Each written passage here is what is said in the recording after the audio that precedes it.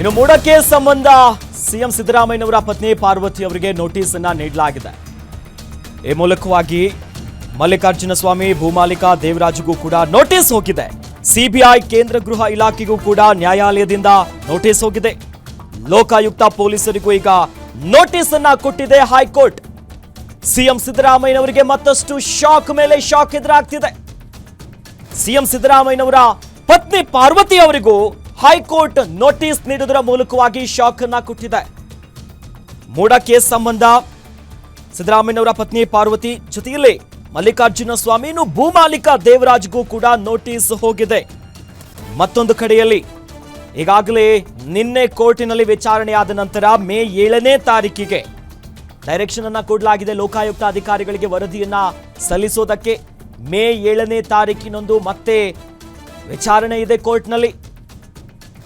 ಇದರ ಬೆನ್ನಲ್ಲೇ ಈಗ ಕೋರ್ಟಿನಿಂದ ಸಿಎಂ ಸಿದ್ದರಾಮಯ್ಯನವರ ಪತ್ನಿಗೂ ಕೂಡ ನೋಟಿಸ್ ಹೋಗಿದೆ.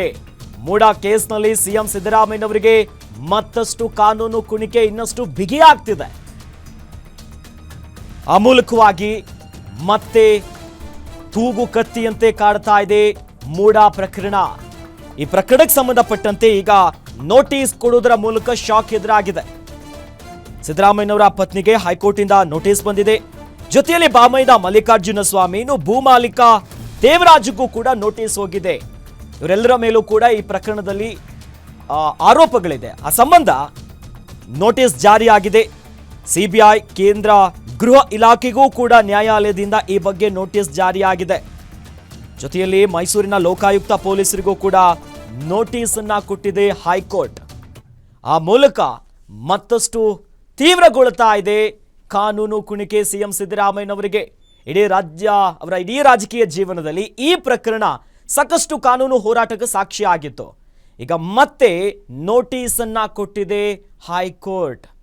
ಆ ಮೂಲಕವಾಗಿ ಯಾವ ರೀತಿಯಾಗಿ ಸಾಗುತ್ತೆ ಪ್ರಕರಣ ಅನ್ನೋದು ಕುತೂಹಲಕ್ಕೆ ಕಾರಣ ಆಗಿದೆ. ಒಟ್ಟಿನಲ್ಲಿ ಈಗ ನಿನ್ನೆಯಷ್ಟೇ ವಿಚಾರಣೆ ಆಗಿತ್ತು. ಸಿಎಂ ಸಿದ್ದರಾಮಯ್ಯನವರಿಗೆ ಒಂದು ರೀತಿಯಾಗಿ ಮತ್ತೆ ಬಿಗ್ ಶಾಕೆ ಎದುರಾಯಿತು.